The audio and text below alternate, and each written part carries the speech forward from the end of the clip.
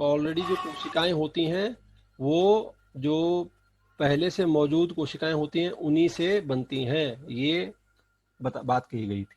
फिर हमने देखा था कि प्रोकैरियोट और यूकैरियोट में डिफरेंस क्या क्या होता है। ठीक, हमने इसके बारे में भी चर्चा कल कर ली थी। तो आज हम जो है वो देखते हैं एक एनिमल सेल और प्लांट सेल में थोड़ा बहुत हम उनका स्ट्रक्चर देखने की कोशिश करेंगे। इससे पहले हम कुछ और मैं आपको दिखाना चाहूँगा। देखो सेल कितने प्रकार के हो सकते हैं, अलग अलग साइज में अवेलेबल होते हैं। अब देखिए कि एक टिपिकल सेल्स बहुत बड़ा, देखो अंडा होता है ना, मुर्गी का अंडा जो हमें दिखाई दे जाता है, तो ये देखो कितना बड़ा सेल है, वो 65 mm के करीब वो सेल होता है, बहुत बड़ा है। उसी तरह से फिर हम ये देखिए इस तरफ जो आप दाएं तरफ देखिए कि इसको देखने के लिए हमें इलेक्ट्रॉन माइक्रोस्कोप की मदद लेनी पड़ती है। जो ये इधर वाले सेल हैं जैसे बैक्टीरियोफेज, जो बैक्टीरिया को अटैक करते हैं, एड्स का वायरस है ना, ये देखिए ये भी कोशिकाएं हैं। पोलियो वायरस, ये छोटे होते हैं, ये जो मतलब यहाँ से और इधर की तरफ हम बढ़ रहे हैं, राइट से लेफ्ट की तरफ हम जा रहे हैं आपकी स्क्रीन पर, तो ये सारे जो सेल का साइज बढ़ता जा रहा है। देखिए ये नीचे लिख रहा है कि लाइट माइक्रोस्कोप, इसका मतलब है कि ये जितने भी दिख रहे हैं आपको, ये वाले सेल्स हैं, जैसे हमारी न्यूरॉन्स होते हैं, जो हमारे नर्व सेल्स होते हैं, या ई कोलाई जो बैक्टीरिया है, या human red blood cell RBC जो होते हैं, हमारे लाल रक्त कोशिकाएं होती हैं, ट्रिपेनोसोमा जो होता है, प्रोटोजोन है एक तरह का, है ना, ये सारे क्लेमोइडोमोनास, ये हमें लाइट माइक्रोस्कोप में दिख जाएंगे। और ये हमें, लेकिन ये हमें बहुत पावरफुल इलेक्ट्रॉन माइक्रोस्कोप से ही दिखेंगे, जैसे एड्स का वायरस या बैक्टीरियोफेज है ना, या टीएमबी टोबैको मोजाइक वायरस, इसके बारे में हमने पढ़ा था। फिर ये है जो ये अंडा हो गया, और ये जो बहुत बड़े होते हैं, हैन का जो एग है ना, इसके ये भी एक तरह से फुल अंडा है, तो ये बहुत बड़े होते हैं। तो सेल साइज की बहुत वैरायटी है, बहुत प्रकार भी देखिए आप, इनके शेप भी अलग अलग है ना, बहुत तरह के शेप्स होते हैं, बहुत तरह के आकार हैं कुदरत में। ये जो है इनमें कई चीज़ें पाई जाएंगी, हम इसका डिटेल स्ट्रक्चर अभी देखेंगे, लेकिन इसमें कुछ कुछ बातें आप याद रखो, जैसे कि इसमें सेंट्रियोल है ना, ये पाया जा रहा है, और इसमें फ्लैजिलम है, ये थोड़ा इसमें अलग हो सकता है, न्यूक्लियर मेम्ब्रेन, न्यूक्लियस, ये सब चीज़ें मतलब वो पाए जाएंगे। अभी हम इसकी डिटेल जब देखेंगे तो हम देखेंगे कि क्या क्या फ़र्क है। माइटोकॉन्ड्रियन है, माइटोकॉन्ड्रियन में जो एनर्जी सेल है किसी भी कोशिका का। न्यूक्लियस के अंदर न्यूक्लियोलस होता है, न्यूक्लियोप्लाज्म मैंने जो मतलब ये सारा चीज़ें जो है वो किसके अंदर है, न्यूक्लियस के अंदर है। न्यूक्लियर पोर मैंने छिद्र होते हैं न्यूक्लियर में। क्रोमेटिन फाइबर जो होता है, क्रोमेटिन जिसमें जो डीएनए और प्रोटीन का मिलकर बना होता है। ये देखो बच्चों, ये है एक एनिमल सेल है, ये आप इसमें देख सकते हैं, ये बहुत क्लियर पिक्चर है।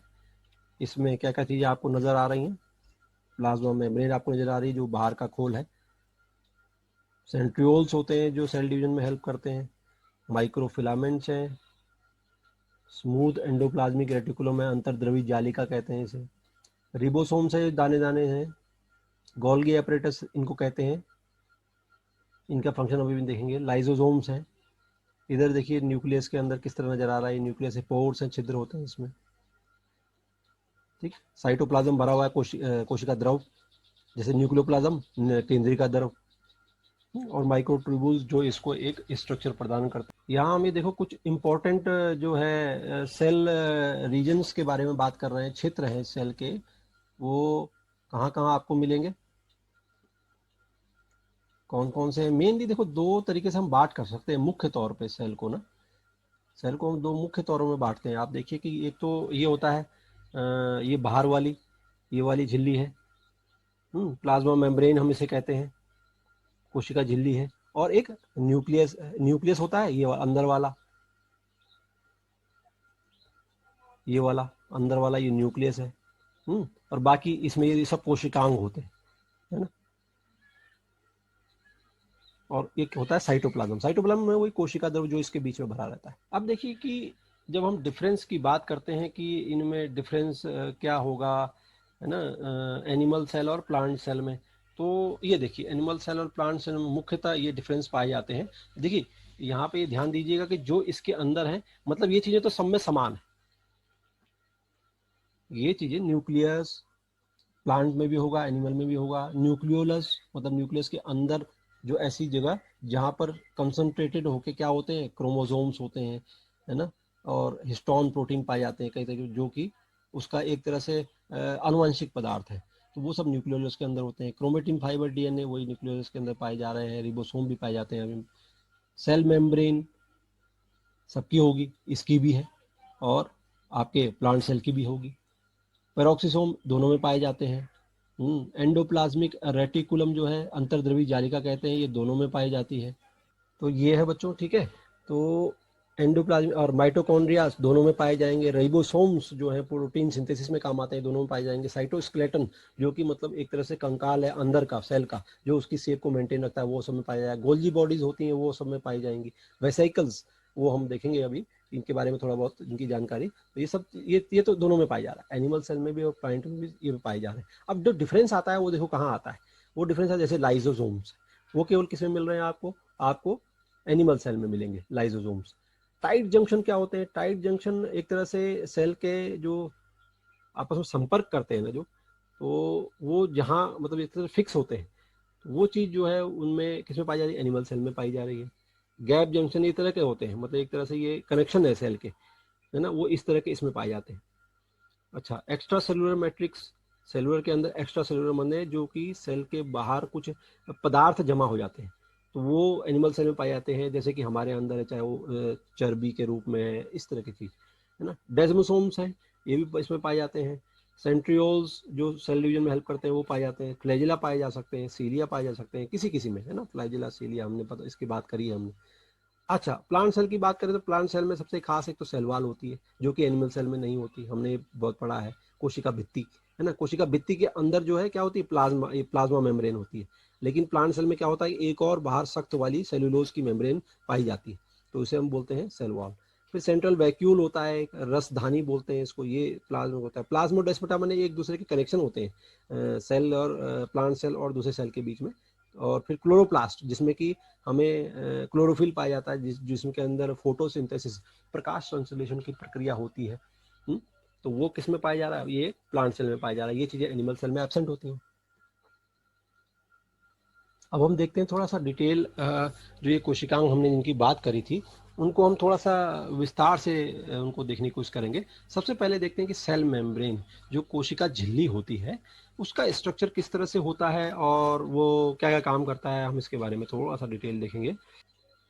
देखिए, तो कोशिका झिल्ली, इसको हम प्लाज्मा मेम्ब्रेन भी कहते हैं, प्लाज्मा लीमा भी कहते हैं।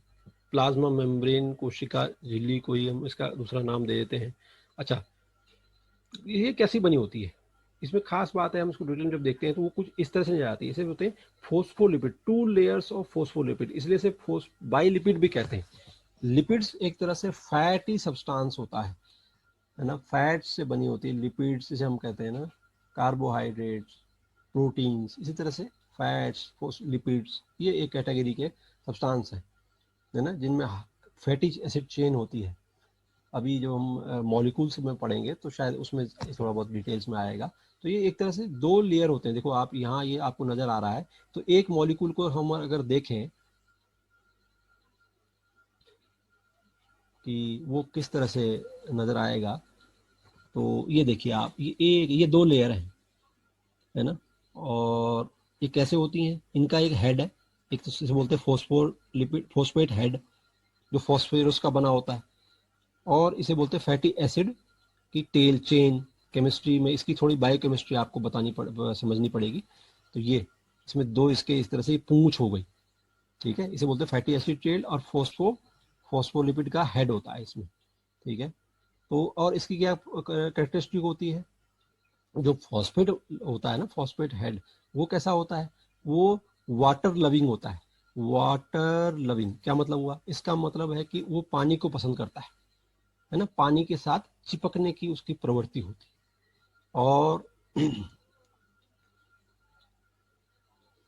और जो क्या बोलते हैं, जो ये पूंछ होती है इसकी, जो फैटी एसिड वाली जो ये पूंछ होती है, ये कैसी होती है, ये वाटर फियरिंग, वाटर फियरिंग माने जो पानी से डरती है, मतलब पानी से दूर रहना चाहती है, ठीक। तो अब इसका मतलब अभी इन दोनों के अगर आप लक्षण देखिए, ये दो लक्षण, एक तो हाइड्रोफिलिक, फिलिक माने हाइड्रोफिलिक माने जो पानी को पसंद करता है, और हाइड्रोफोबिक,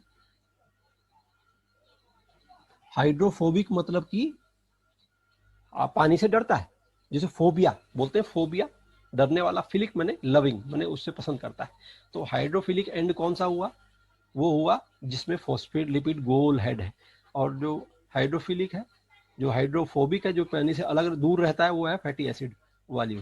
तो आप यहाँ देखिए, तो सेल मेम्ब्रेन क्या होती है, एक बाइलिपिड लेयर होती है। तो बाइलिपिड आप देखिए, ये एक लेयर तो ये हुई, ये वाली एक लेयर है, और ये वाली एक लेयर। आप इसमें देखिए कि जो एक्वस इन्वायरमेंट, एक्वस इन्वायरमेंट का मतलब जो पानी है बाहर, दोनों साइड पानी है, मान लीजिए ये अंदर, मान लीजिए एक कोशिका देवी के अंदर है, और ये कोशिका द्रव्य झिल्ली के बाहर है। एक तो यह मतलब एक अंदर की साइड हो गया, एक बाहर की साइड हो गया, मानो पानी है।